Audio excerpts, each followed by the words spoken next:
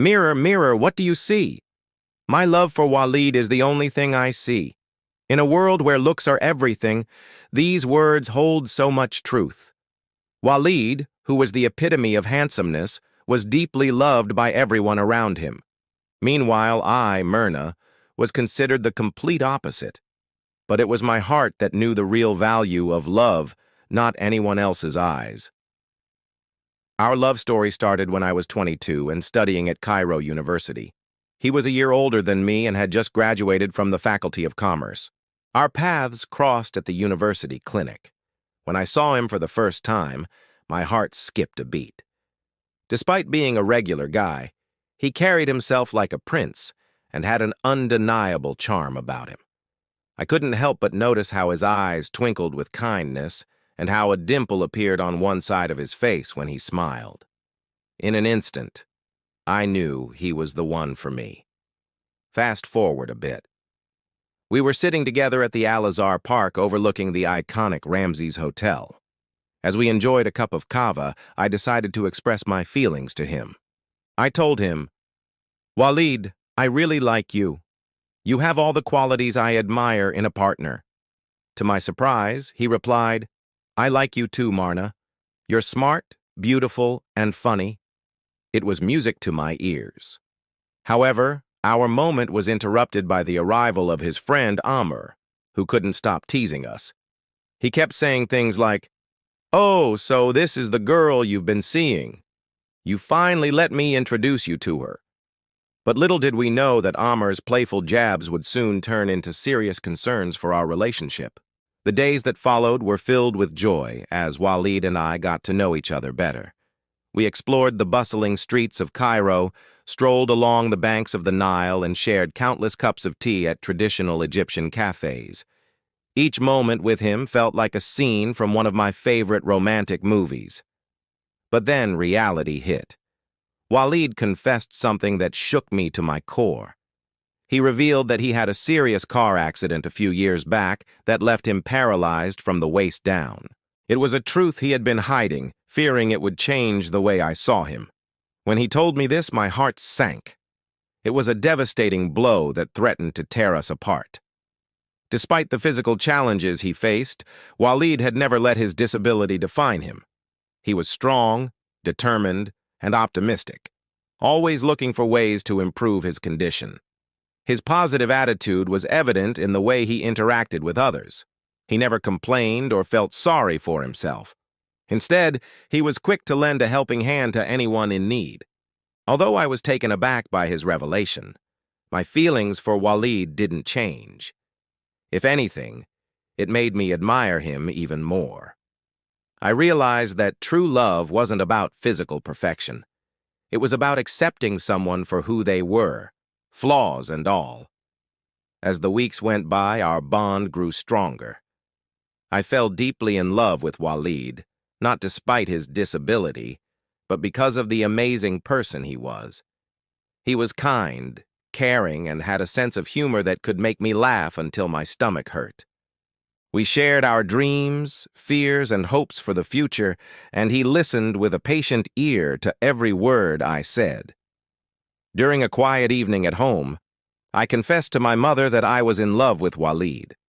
She was surprised, to say the least. Like any protective mother, she wanted the best for me, and she had certain expectations when it came to my future husband. However, when I told her about Walid and how much I loved him, she became much calmer. She understood that my happiness was the most important thing, and if I truly loved Walid, she would support us. "Ya Habibati, your happiness is my happiness," she told me with a warm smile. "If you love Walid, then I love him too. He's a good, respectable young man, and I can see how much you love each other." Her words meant the world to me. Having my mother's blessing made our love story feel even more magical. The day before Walid and I got engaged, he took me to the Red Sea for a romantic getaway. We stayed at a cozy hotel in Haggadah Bay and spent our days swimming in the crystal-clear waters and exploring the vibrant coral reefs. At night, we strolled along the beach, hand in hand, watching the stars twinkle above us. On one particular evening, as we were taking a romantic horse-drawn carriage ride along the promenade, Walid suddenly stopped the carriage. He got down on one knee and reached into his pocket. "Mirna, will you marry me?" he asked, his eyes shining with love. Of course I said yes. I couldn't imagine spending the rest of my life with anyone else. Our engagement party was a joyous celebration, filled with family and friends. There was dancing, singing, and lots of delicious food. Everyone was overjoyed to see us so happy. But there was one guest who seemed particularly pleased, my mother.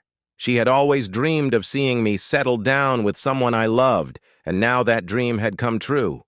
As the months passed, we started planning our wedding. We chose a beautiful outdoor venue overlooking the pyramids. It was the perfect setting for our special day. With the help of our families, we organized every little detail, from the guest list to the menu. The excitement was building up with each passing day. But then disaster struck. Walid's father, who had been ill for some time, took a turn for the worse. He was rushed to the hospital where he later passed away. It was a devastating loss for Walid and his family, and I felt heartbroken seeing the pain they were going through. In the midst of our own happiness, we knew we had to be there for Walid and support him during this difficult time. So while planning our wedding, we also made time to visit his family and offer our condolences. When the time came, we made the difficult decision to postpone the wedding. Our hearts weren't in it. How could we celebrate our love when Walid's family was grieving? It was a tough call, but the right one. During those tough times, I held on to my faith and prayed for strength. I found solace in the words of the great Egyptian poet Ahmed Shawki. Al-Hubab fi al-Asrar ahad al-Hamla alaykum wa alay. Love in secrecy is a burden on both the giver and the receiver. Finally, the day of the funeral arrived. We stood side by side, Walid and I, as we watched his father's coffin being lowered into the grave. It was a somber occasion, but we drew strength from each other's presence. As the weeks turned into months, Walid slowly began to heal. He threw himself into his work and personal projects, finding solace in staying busy. He had always been a go-getter, but now there was a renewed sense of determination in his eyes. One day, Walid took me to a secluded spot in the Alexandria Library. It was a place where we could talk without distractions.